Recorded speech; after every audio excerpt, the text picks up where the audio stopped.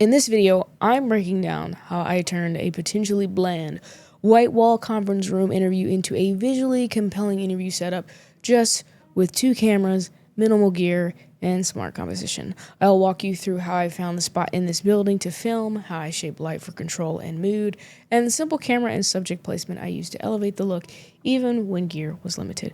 Whether you're filming at night with a full kit or using natural light in a pinch, I'll show you how to make interviews look cinematic by mastering composition and exposure.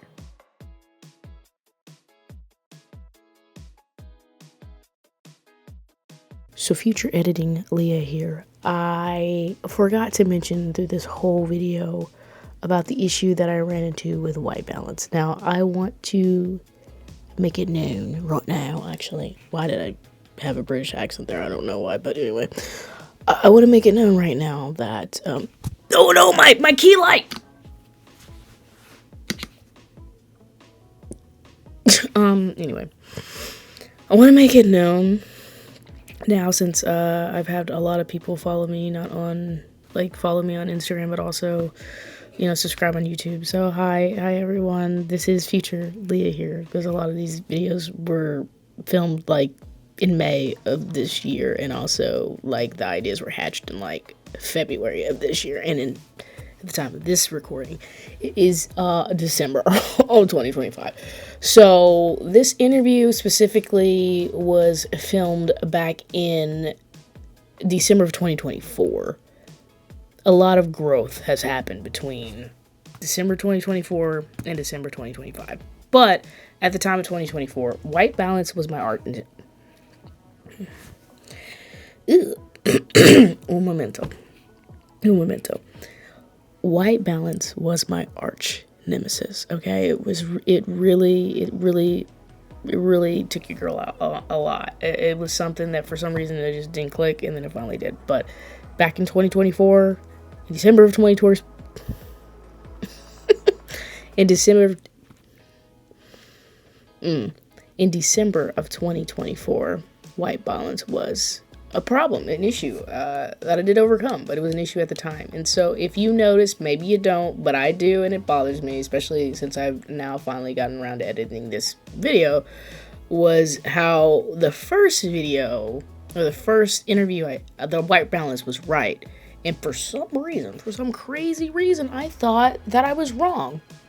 And so I decided to make it super warm. I remember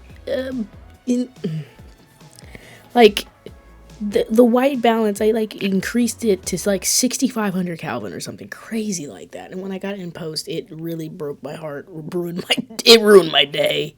It was a whole thing. And I really made a point after that to really understand white balance, especially in that environment. I think a lot of it had to do with the mixed lighting, because we couldn't turn off the lights in the back, and they were giving off that warm 6,500 Kelvin, and then my key light was at 5,600 Kelvin, and it was a whole thing. I'll do a video in the future probably on white balance and how I understand it and how I was able to do a better job when it came to white balance. But I just want to make that known, because as I was editing this video, I was I forgot how jarring, and even to try to fix it in post, it's still jarring from when I had the white balance right to when I got it completely wrong and I tried to fix it in post, and it didn't matter. Of course, client didn't see it. I feel I'm just gonna say this not disrespectfully, but honestly, untrained eye is not gonna see the white balance problem. Trained eye is gonna see that I had an issue with my white balance. I did it wrong. But if it makes anybody feel better, or anybody who's watching this that isn't learning in this, whatever, that was 2024. I've come a long way. So just wanted to add this video in there. While I'm editing and doing everything else. Okay, bye. I love you.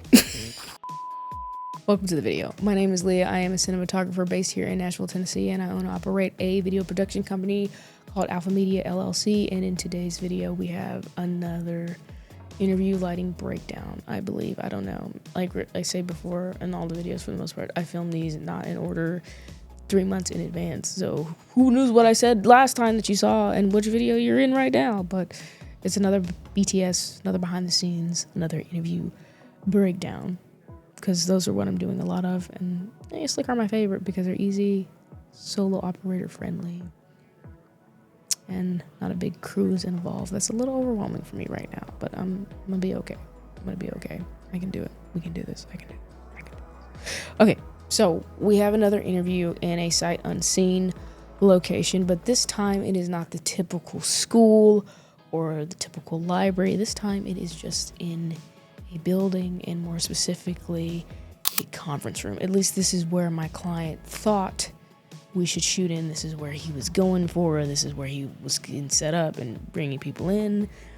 And I just was like, absolutely not. Absolutely not. If there's anywhere else better, we're going to find it in this space. This is a last resort. We're not shooting in an all-white conference room with not even a whiteboard in sight.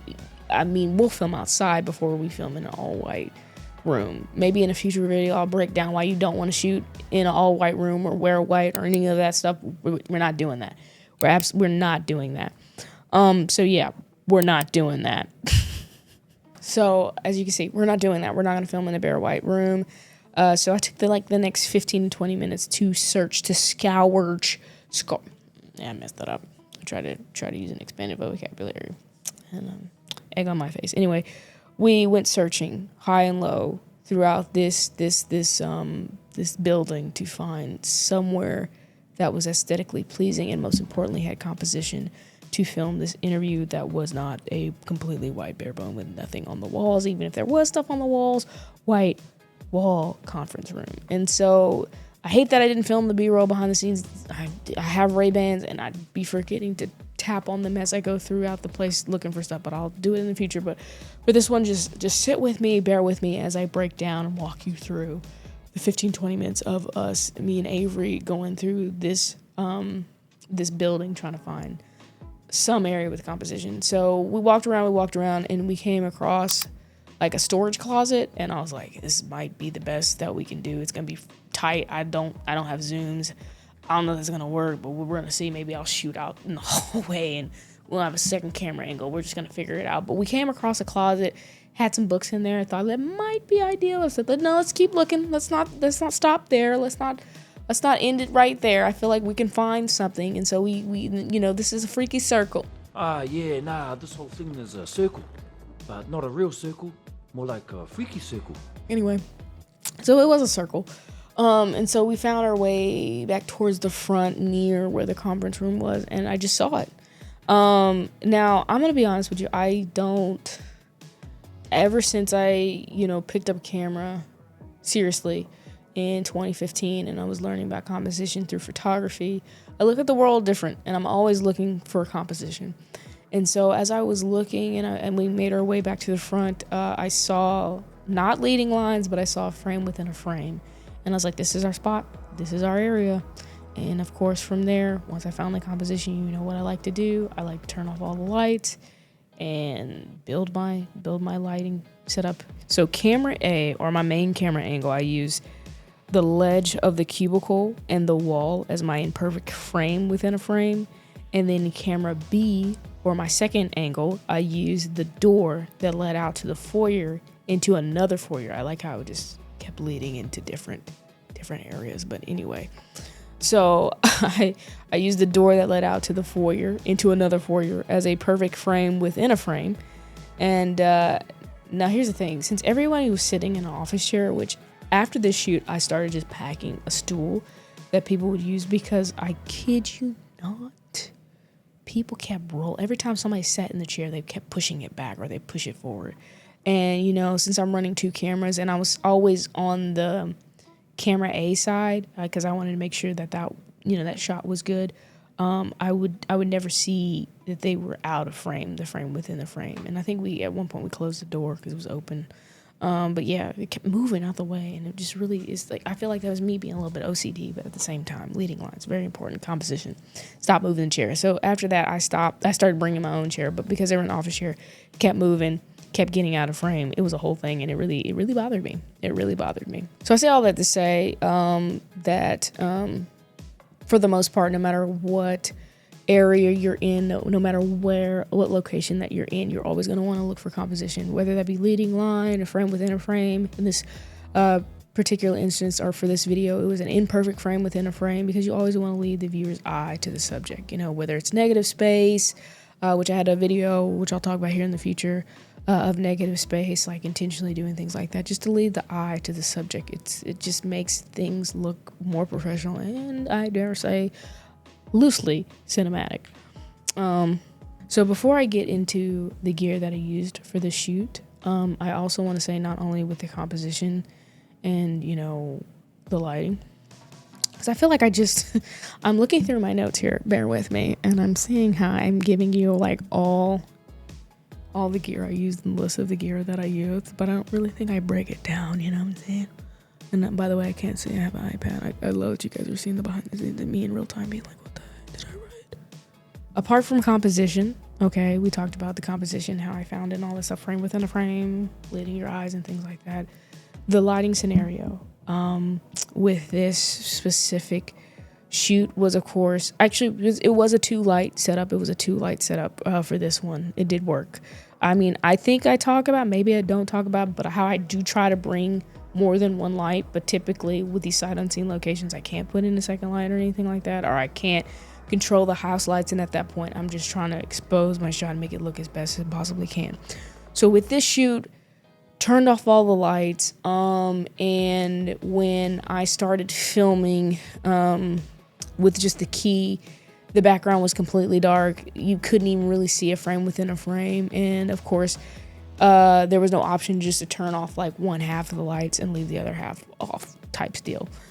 So thankfully I brought my small rig light. I don't use that one because I really can't control it, but I just had it. I brought my small rig light and my aperture lantern, which I could have gone both ways, because here's the funny thing. Here in my living room, I have my 200X here in the background with the dish on it shooting up into the ceiling to raise the ambient, or at least the shadows per se, in the background. Because in previous videos and previous batches here in my living room, the background was pretty dark. And so for this batch, I fixed that issue. I corrected that issue. And it was the same thing for this shoot. The background would have been dark and moody like my older batches was, if I didn't have that small rig light in the background with a lantern shooting in the ceiling, because the ceiling was white, and just lifting, I guess we'd say maybe the mid-tones of the shadows, but definitely the ambient lighting in the background, and just lifting it up and having complete control of that, since I couldn't cut off the lights. Like either the lights were on or the lights were off, and it just did not work. It just did not look good. And that's how I was able to get this look with just 2 lights essentially. But apart from that, let's just go into the gear that I used. And I feel like that's really it. I don't feel like there's really anything more to say. It was a very simple shoot. It was a half-day shoot, 4 hours, 30 minutes setup, 30 minutes breakdown, and this is the look that I got with two lights. But let's talk about the camera kit real quick, or tell you the gear that I brought. So for this shoot, I brought my Sony FX6, the Sony FX3, my Sony 35mm, and my Sony 50mm with 2 small rig AD01 tripods.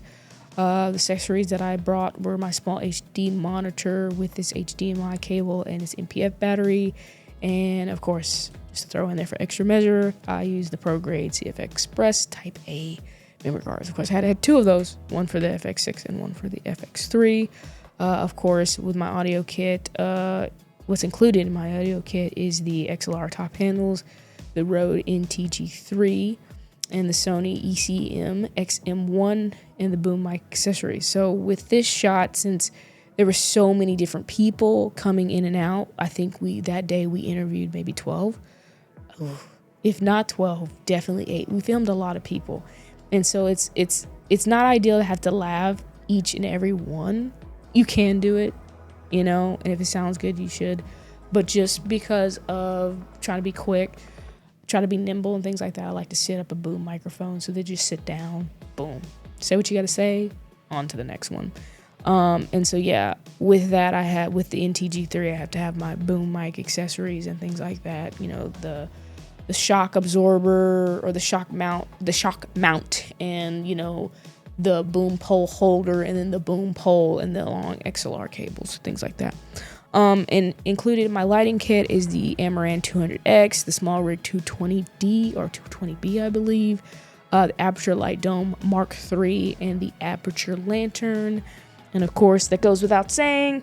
Well, I don't know if it goes without saying, but whatever, you know what I mean. I have to have my accessories, which is the Chrome C stand, 2 metal light stands, you know, one to hold up the SmallRig 220B or D, and to hold up the boom microphone, and some sandbags, because the boom microphone almost took somebody out before I was able to put on the sandbag. So put the sandbag on first, then pop it up. Nobody got hurt. Nobody got sued. But now I know that for the future. Okay, so I also want to add too, with this interview in the same space, is that I had to come back for like a quick shoot.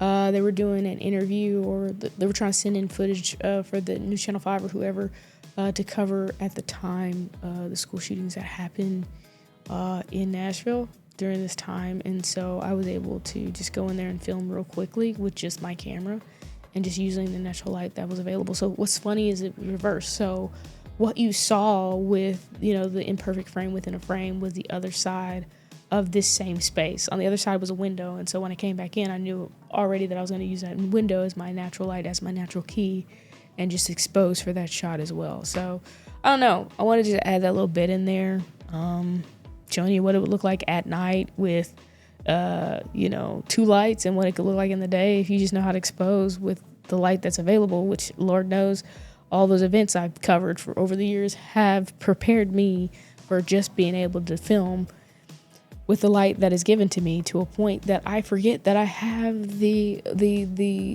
ability to control light and get the look, exactly the look I want, and why I should bring my small HD monitor, which I remember talking about it in great detail in that midweek motivation video. All right, so that's it for today. It was a simple, short, sweet one.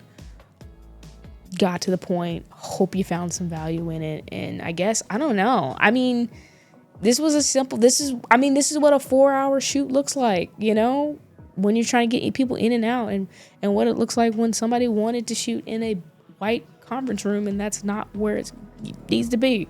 Find some leading lines, find a frame within a frame, find some composition somewhere to make it look good. Because as much as I would love to show you, go back to that space and show you what it would look like if we try to interview people in the white wall room versus that spot that we found in, like, I guess the lobby area, the common space area, just trust me, it would have looked terrible. It would look like Abster dumpster fire trash or something like that, you know. It looked better when we took the time to find the space and, you know, just raise the ambient levels in the background and went from there with one key light.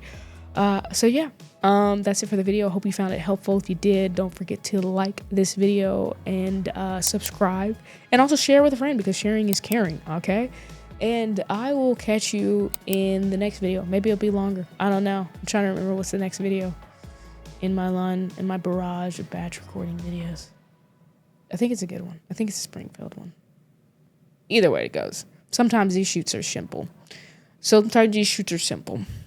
I don't know why I was getting tripped up there. Sometimes these shoots are simple, and maybe that's what the bonus of this video was, for it to be short, sweet, simple, to the point. Sometimes the lighting isn't super elaborate or anything like that. It just gets the job done and just trying to expose so your camera can see. I don't know. All right, babes. I'll catch you in the next video. Love you, as always, even though I don't know you. Bye-bye.